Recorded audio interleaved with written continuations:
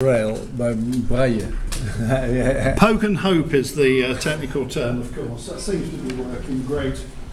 Okay, this is a complete change of direction, but in fact, some of the soft-bodied things we looked at earlier, of course, led to later soft-bodied things, and I'll be talking in a very oblique way about the soft-bodied. I'm interested in interactions between organisms. Finding a beautiful fossil is a great thing. I love that. But finding a beautiful fossil with something growing on top of it is even more interesting. Yeah. That tells me things were interacting. Now, the thing underneath may have been dead or alive when the other organism grew on it, and that's the first question you ask. But think about how difficult it is then to put an interpretation on what was going on. And if you want to ask even more complicated questions, how do you spot a parasite in the fossil record? And particularly, I'm going to look at my beloved echinoderms, mainly crinoids, but also we'll look at a Dutch example of what's probably my favourite fossil sea urchin and see what we can do with those. Now, I was thinking of putting a slide up here with some disgusting organism that had been, removed from the stomach of some animal, so you all knew what parasite meant. But I thought, I want us to remain friends. So instead, I found this gorgeous slide on the internet, which shows all the different things which we can think about with parasites. From unhygienic, it says there, healthcare, zoology, oh boy, it's disgusting, I love at the top. It brings in, if you like, all the sort of the thoughts you might have about a parasite. And this all, of course, comes from living organisms. We've all got parasites. It's something people forget, that if every organism on the earth has at least one parasite, there must be more parasites than non-parasites, which is interesting. One relies on the other, but who's in charge? It's a good question. But what happens when you get a fossil? Here's a favourite, Brachiosaurus. I love Brachiosaurus. How do we know Brachiosaurus had parasites? Yes, of course, it must have done. But what were they doing? It must have had skin in which perhaps biting insects were sucking its blood or laying their eggs or what have you. It must have had a huge gut in there which may have had all sorts of things that we'd love to know about, and when we found out about them we'd be totally disgusted by them, but we'd love to know about them. But from a skeleton like that, how do we know? We can only speculate. Go down a stage to something, as you can see, only about 8 centimetres high. My beloved crinoids, they must have had parasites. Fortunately, they show growth reactions to certain infestations. So they sometimes can wave a flag and say, look at this, Steve, think about that. In this case, we're looking at, this is a really very complete Silurian crinoid, Giesecrinus. We go all the way from the roots down here, up the stem, there's the cup, there are the arms. I can see nothing there to get me excited. So I know this is a beautifully preserved crinoid. That doesn't give me any indication of parasitism. But parasitism can be preserved in some of the poorly preserved specimens that I work on. Now,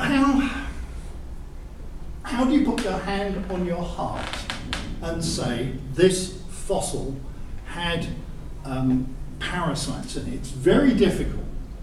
So I went to Art Buku, who sadly passed away last year, who produced this lovely book.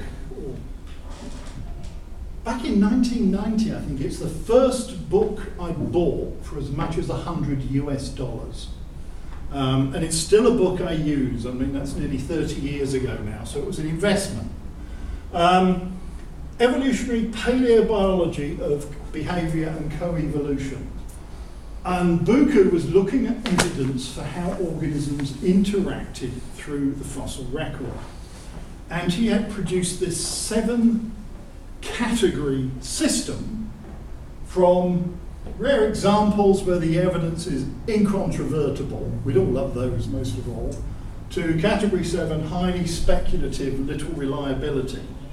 This is adapted for looking at parasites. It's not quite what Buku wrote. But I'm going to show you some things and show you how we might argue this may or may not have been a parasite. And the first one is a category 3. I look at mainly category 4 and ups, I think entirely category 4 and ups. This example is fairly certain based on known behaviour of living analogues. Crabs, rhaninid crabs. The paper itself, this comes from, I'll tell you about in a minute. But if you look at these crabs carefully, you can see, look at, there's a crab carapace, and then it has this huge swelling there. And as you go through these, a number of them have very obvious swellings on them. Now in modern crabs, these swellings are produced by parasitic isopods that infect the crab, produce these. So it's not a trace fossil as such because there's no indication of what's doing it. We know this by comparison with modern crabs, but these are Cretaceous, I'm pretty certain. Don't quote me on that, I'd have to look it up again. But these are presumably exactly the same. We haven't got the isopods. We've got no evidence of how they got in there, and yet it's exactly the same sort of reaction that we see in modern crabs. So we can be fairly confident, but still we haven't quite got all the evidence we'd want for a category 1. So I put it in a category 3. Total absence, blah, blah, blah, of the isopods. So we haven't got the isopods, we haven't got the evidence, but it's just what isopods do. Let's look at another one.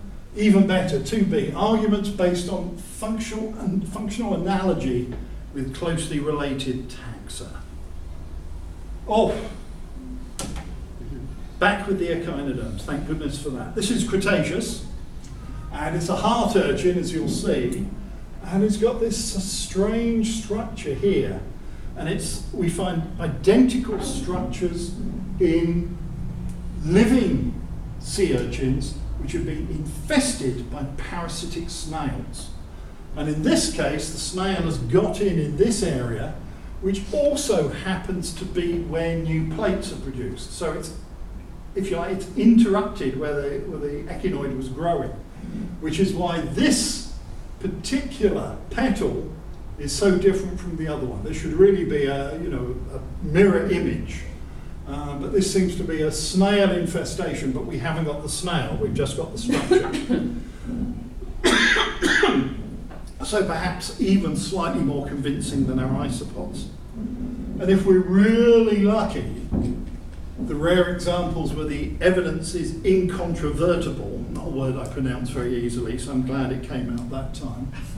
And this comes out of Buku's book, and when I bought the book and saw this, I thought, that's the one specimen we all want to collect. It's amber. Yeah. You have a midge preserved in 3 dimensions, and as it was struggling in, becoming essentially killed by all the resin it was engulfed in, its parasite tried to make a break for it. Aww. This is a worm coming out of the back end of the insect. Can you imagine preserving something like this? You would not predict this in 100 years. So quite a fabulous specimen there. So there's no doubt that this parasite went with this insect. So, that's a piece of amber I wish I'd found. Right.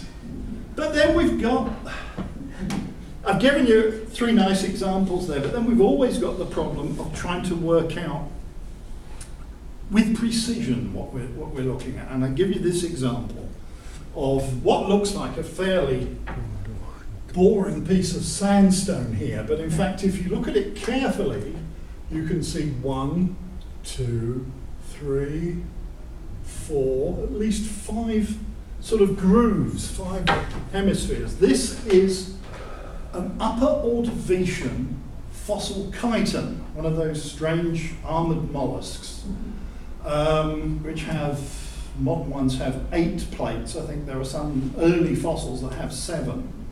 But it's preserved as an external mould. So the actual shell has dissolved away, but the plates are there. And it was described originally by Reed in 1911, something about then. And my 2 co-workers, Mark Sutton at Imperial College, and this is bad when you forget the names of your co-workers. It's 2 S's, that's the problem. I want to call them both Sutton. Julie Sigwart at Queen's University Belfast. Julie's actually a chiton specialist. So they looked at this as a primitive chiton, and they used modern scanning techniques to look inside the rock. And what they found was this. This appears to be the gut contents of that chiton. Would you believe this would be preserved like that? Essentially, this is all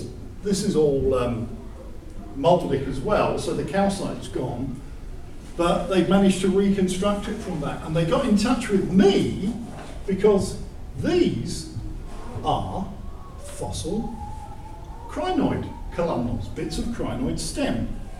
And here they are. There are 9 of them of different sorts, and you can see them.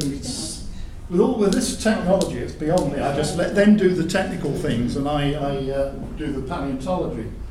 But you can see, you can actually get some reasonable morphology out of that. And we described it, and we were delighted with it. And then I went away, and I started thinking, I know this deposit. This comes from a deposit in Scotland called the Ladyburn starfish bed. I know every species of crinoid that came out of there. And I should be able to nail these bits down. And as far as we can determine it, all the similarities place it close to this beast, which is a thing called Macrostyrolocrinus syrifer. So in this case, we've got a chiton with a crinoid in its stomach, and we can identify the stomach contents. It's all gorgeous, but how did it get there? I think there are 3 possibilities. The chiton may be predatory. Now, if you read the textbooks, chitons are meant to be herbivores. And Julie Sigwart is adamant that the more chitons you look at, the more you realise they have different food preferences. But everybody who's written a textbook hasn't been bothered about chitons, so they just write, they're all herbivores, and copy that from one textbook to the next. She said there are definitely meat eaters amongst the modern chitons that really have not received a good press so far. So it could be a predator that was predating on Macrostylocrinus, one possibility. It could have been a scavenger that ate dead invertebrates like crinoids. So it ate a dead stem. So it could be a predator, it could be a scavenger, or it could be a chiton that was a detritivore, was feeding on bits of sediment, ingesting the organics that grow around them, and just bits pass through. Now, if it was a detritivore, I think it would have been more selective. It would have gone for grains of one size. Yes. I'm still doubting about chiton. What is the kind of creature? It's Een keverslag misschien. Hebben jullie dat? Zo. Ken je dat? Ja. Een keverslag. Die ken ik wel. sorry, folks. Yeah.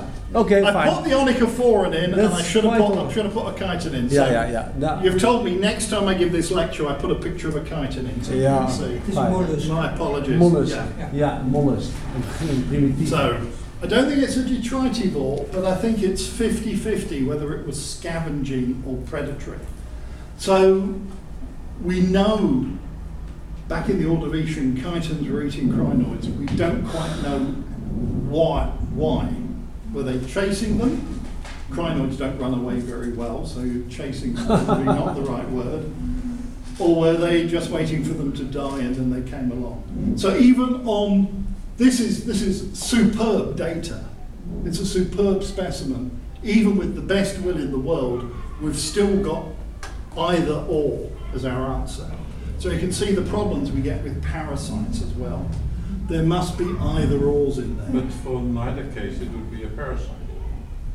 No, neither case it's a parasite. It's either a predator or it's a scavenger. Yeah, but it's an example of interactions. So it's one that works well for me. It's one I always remember. So it's. But what do you do when you collect things like this? This comes from my favourite quarry anywhere. This is from Salt Hill Quarry in Clitheroe in Lancashire, which is, you can collect crinoid fragments by the hundred. And this is a normal piece of crinoid stem. It should just come down like that.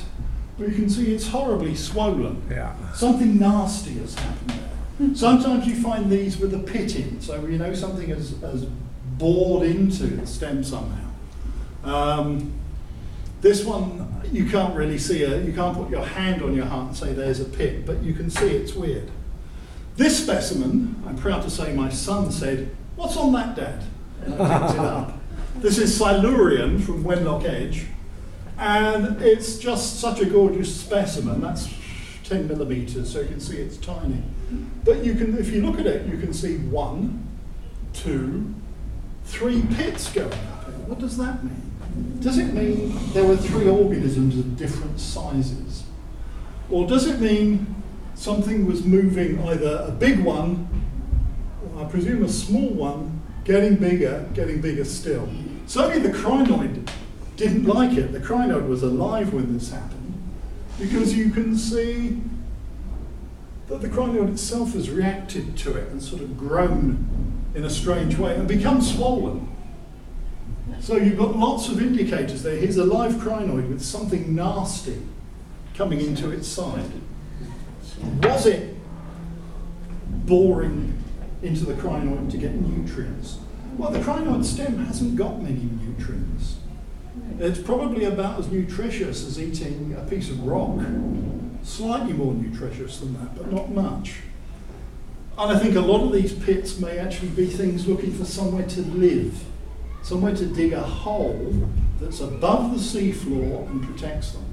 So it could be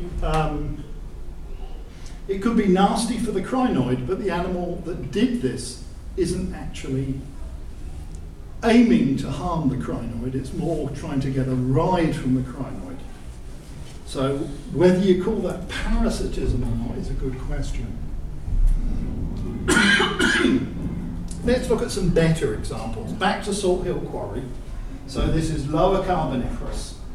Here you have this gorgeous crinoid cup, Amphoricrinus. That's with a stem attached. This is where the arm's attached. And you've got this big domed protective tegmen there. And it's a lovely specimen.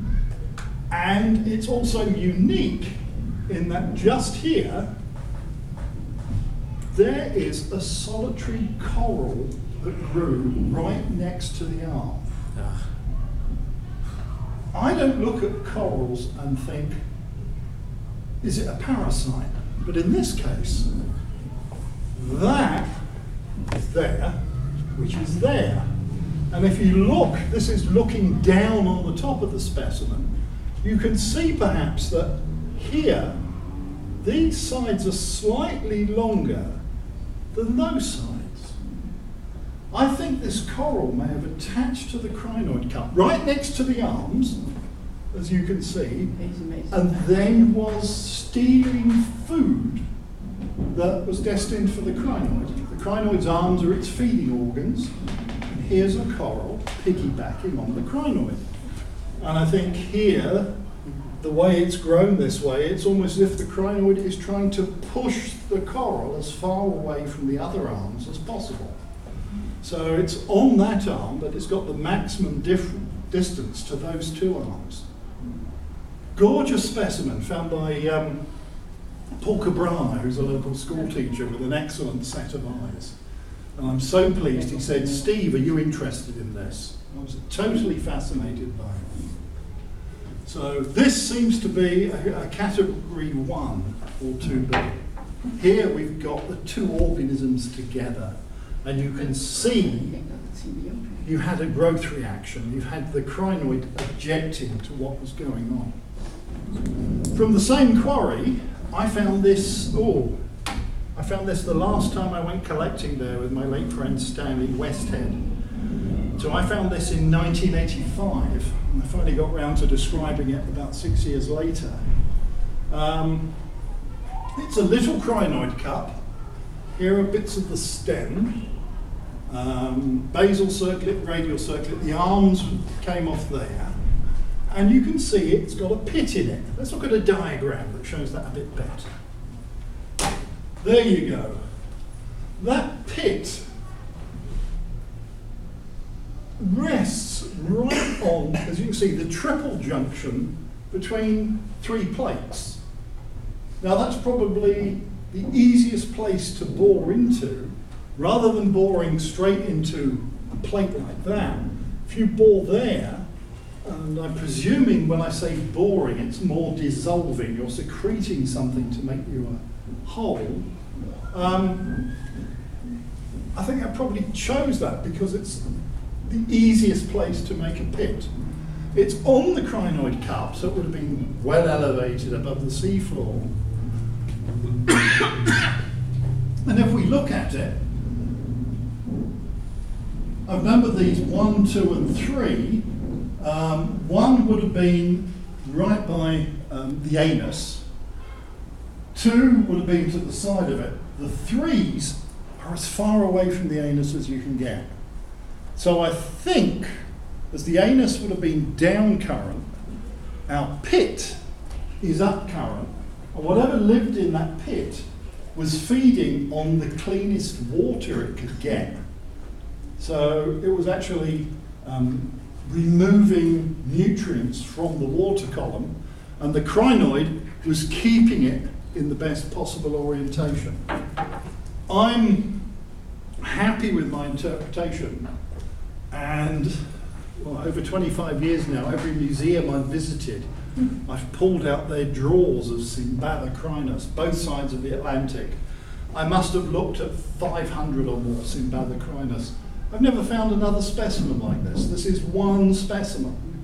I'd love another one just to say, look, either it's the same or it's different. But you can only look, you can't necessarily find, which is a great shame. Well, this is Paul Cabrana again. You can see what a good set of eyes this guy has. This is another crinoid cup. Here's the cup. They're the arms. And then it's got this big armoured tegmen on top. And the fascinating thing, that's where the stem was in life. And between the stem and the bottoms of the arms, this beast is absolutely riddled with these little pits. Something soft-bodied was making these pits. If you look at them, they're all about the same size. It's like it's a spatful. It's like it's a, whatever produced them, and we have no idea,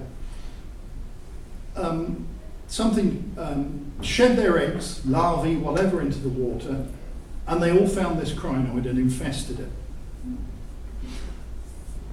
They could have carried on down the stem, but we don't have that.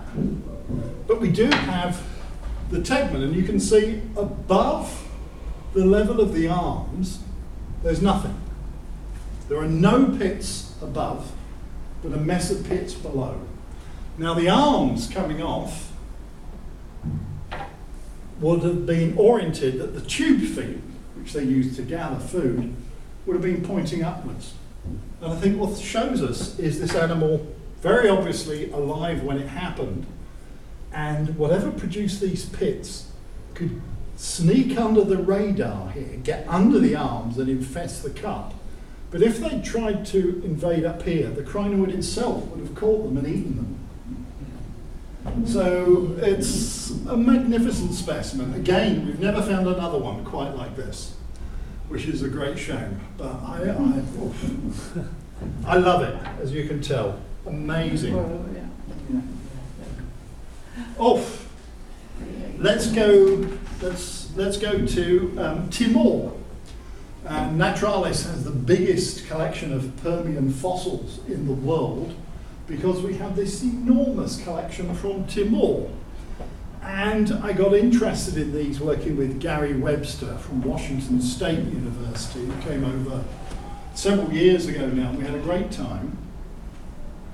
But something I looked at after Gary left, we looked at, let's jump forward one slide, then I'll jump backwards.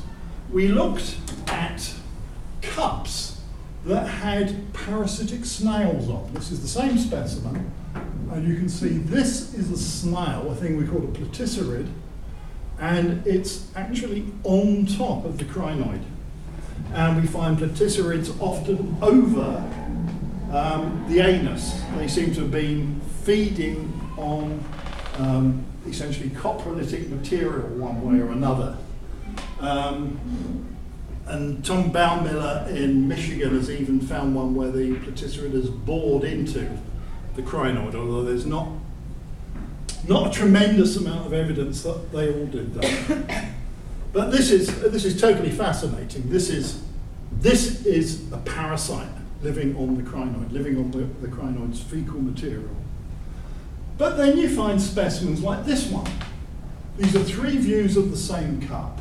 These are the arms again, tegmen, the cup, and that's the opening for the anus.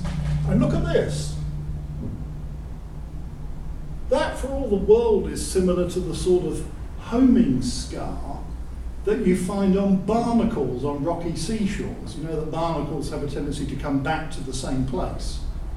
They can actually end up by eroding away part of the rock they're attached to, so it fits their shell. That is the same sort of thing, and it's right on top of the anal opening there. That has to suggest there was a shell there that's not been preserved. If we go back, we see more evidence. Look at that. There. I mean, you can see that. So it's ground down. That's the anal opening. So here's one bit smaller, but right next to the anus. Here, there's the anus, and this area is strangely dished. So that is the other side of this specimen. This is four views of one specimen. Again, you can see there's the anus. You've got this dished area. That's the front view, that's the bottom view, that's the side view. In side view, you can see it's asymmetrical. This has essentially affected the shape of what should be a symmetrical structure and turned it asymmetrical. And when you look at it from the bottom, I think that's the posterior there. So you can see again, it's bilaterally symmetrical, it's not radially symmetrical really.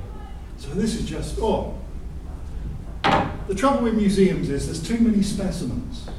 You haven't got a chance to work on them all, and when you do get a chance, you bump into amazing material like this. This was a wonderful project. We moved to Naturalis, now let's move to Maastricht. And this is, we're going to look at sea urchin. We're going to look at one of them, probably my favourite sea urchin, a big guy called Hemineustes striato radiatus. He's that big. Sometimes they're bigger. They're monsters. And you get the right horizon, they're quite common down in the Maastrichtian limestones. And John Yarkt got me involved in this, bless him, I'm forever grateful. Looking at these sea urchins that have these monstrous pits in them. You can see they're a big depression with a central boss. Now, they could have formed after the sea urchin had died or before. And we have excellent evidence it happened before, because when you break open one of these, we don't go around hammering them all, you can imagine. But when you break them open, that's the test, and that's the inside of one of these pits. Essentially, the echinoid formed a blister underneath the pits. The echinoid was alive and became infested with these. You can see this example here. There are dozens of holes in there. I'm going to show you much much greater. This is the record holder. Interestingly, I say there are 171 pits on there, but I reread the published paper and we said 170 in the paper. So I'm going to say at least 170 pits.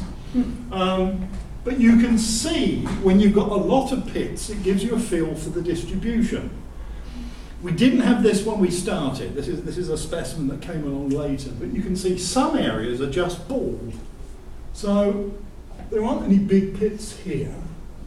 There are none on, well, there's one or two on the lower surface, and there's strange areas on the side here, and nothing round the anus at the back. What does it mean? I think there are various ways we can interpret this. I think the sensible way is, one, this echinoid must have really been fed up with whatever produced these pits. Again, we don't know what made these pits. They're very distinctive in morphology. And they tend to be limited to sea urchins in and about the Maastrichtium. There is one report of a similar morphology in a cone shell from the Miocene of Jamaica, which I don't argue with. But what was making that, I suspect, wasn't the same organism as was making these.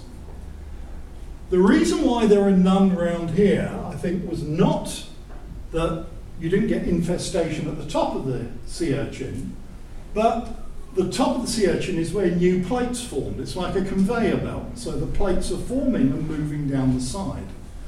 So these around here probably started higher up on the test, so they could have been right on the top, which would have been the best place for them, because if you're riding on a sea urchin above the seafloor, the higher up you are, the cleaner the water will be, and presumably you're feeding on the microorganisms in that water. You don't want a lot of sediment.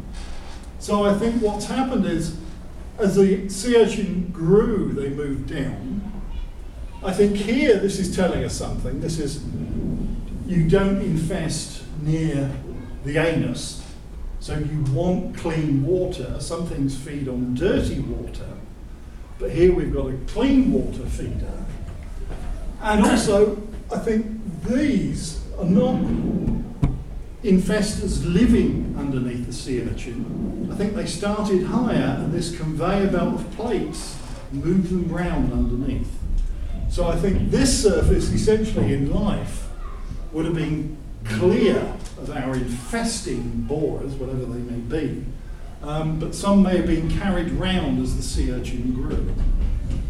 Now that's, boy, this almost gives you, you feel your bones aching when you look at this and hope you don't get an infestation like this. Sorry, go ahead. I guess the animal that digs the holes and feeds on the top of the structure will also be protected by the protective structure of the animal. Yeah, because you think of an echinoid, it's got spines. It's a clever animal. It's got spines, it's got pedicellarium, it's got all sorts of protective things. Whatever this was could get past all those protections and still invade the sea urchin. A lot of things just can't. They're not adapted for it. So whatever it was, I'm never going to know what did this, but I would, it's one of those things you give your back teeth to know. Now, that was the record breaker. But at the other end of the scale, we've got specimens like this, which only has 4 pits in. And that tells us a different part of the story. Because if you look at those 4 pits here, each one of them is next to a petalloid ambulacra. There are only 4. The front ambulacrum is a different structure. And those petalloid ambulacra have the big fleshy tube feet that the sea urchin uses for respiration. What was this organism doing? Sort of picking its site next to the tube feet. It may actually have been eating the tube feet. That's always a possibility. But the tube feet may have actually been have some sort of protective function. We just don't know. But it's just so simple. There are just 4 of them. This beast over here, this is another one with more than 4, but you can see that's actually that's close to, that's a different one that's in, and yet these are over here. The nice story you get there doesn't quite hold over here. But 3 of the 4 petals in that beast, I think there are 7 pits in that specimen, and 3 of the 4 petals are infested by pits. This one, as I say, this is the one that gives you the idea. 4 petals, 4 pits, 1 to each pit. So that presumably tells us something. But you can debate what that something may be. And we come back to, we're getting different bits of information. Some crinoids have 1 pit, some crinoids have multiple pits, some echinoids have a few pits, some of them have multiple pits. I think one thing I've learned is that having 1 specimen tells you something. If you have a lot of specimens with a lot of variations in the amount of infestation, you can start to build up a picture as to exactly what's going on. You might not have the answer. We still don't know what produces these, what produces those. But I could actually, I can almost sit down and write the ecology of the organisms, even though we don't know what the organisms are. And yeah, that just pulls it together. Evidence of parasitism in the fossil record. I say poor, I should say, is absolutely lousy, really. So it's a problem to actually recognize. You ask the question, is it parasitism? Is it something else? Symbiose. Yeah, often it's something else, I'm sure. Buku's reliability classes have really helped me. I can actually sit down and try and work out how confident am I that I've got a parasite. As you deduced, recognizing parasitism isn't quite the same as recognizing what the parasite is. The modern parasitologist will always have the drop on me until I start finding, I don't know, fossilized tapeworms in fossil crinoids. I can hope. And I make the point, a few pits, are they good? Are many pits bad? Yeah, can you see the wood from the trees? Yes. But you've got to sit down and treat each specimen as a new problem, even if it is adding to what you know already. Thank you very much, everyone.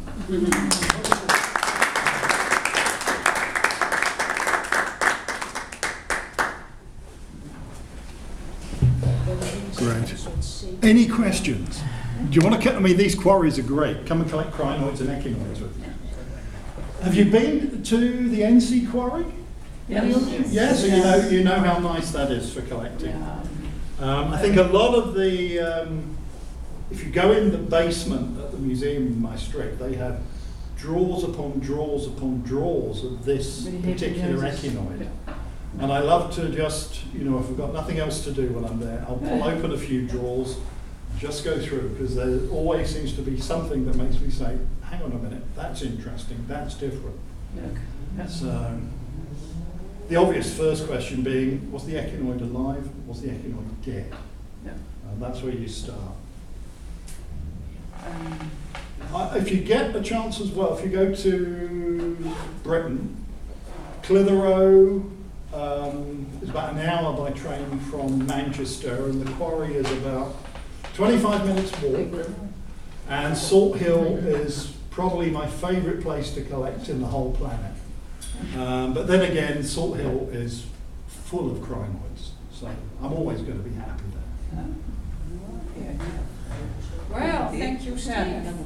Thank you. Thank you very much for your very interesting and inspiring. If I've made you all be Kynoderm workers this afternoon, I've done a good job. But Yeah, when we are going home, we're going to look at our requirements and maybe we find something. Ja. Ja, I can give you voor a jaren. Thank you. Thank you. I really enjoyed my afternoon. I made a joke about if you hadn't asked me in October, I might have said no. But if I had said no, it would have been the wrong answer. Because it's just been fun to speak. Thank you, and I'm very happy that you succeeded in making an appointment. Yes. Yes, you've worked out I'm not the best with emails by now. So. Last month we had a presentation from John Nacht. He was here. Okay. Mozes. Okay. Yeah. Yeah, no, John's great. Yeah, John's yeah. great. I was down in Maastricht 2 or 3 weeks ago, and because you say he was talking about Mosasaurus, I don't know when, maybe 2 years ago, we photographed some mosasaur bones that had oysters growing on them. So these had obviously died. The skeleton had fallen apart and the oysters invaded them. And I took the photos, I made the plates, and John said, leave it with me, I'll write this paper. So on King's Day, I did what I do every King's Day, and I tidied up my study, which by King's Day always looks like a bomb's hit. And I came across these photos, and I'd completely forgotten about them. So I got in touch with John and said, what about this? And he said, yeah. So I went down and I worked on it. So we're still doing it, but I've taken over. So, but sometime, if you're in Maastricht, go to John's museum, and if you can sneak into John's office, it's a wonderland, because I describe him to people. If you read Sherlock Holmes, you know who Professor James Moriarty is, the Napoleon of crime. And Sherlock Holmes describes Moriarty as being like a spider at the centre of his web, and everything comes to him. John is also a spider. Is a spider with all the local amateurs in touch with him, and people have found gorgeous things. So I'm always happy. Either we write them up and make people co-authors, or I think at least one we've described and named after the collector, which I mean, some new species. But with my memory, I can't remember what. I have to look up. Nou, misschien ook een keer voor een uitstapje om met z'n allen naar Maastricht te gaan. Ik heb zoals altijd even wat clubdingetjes.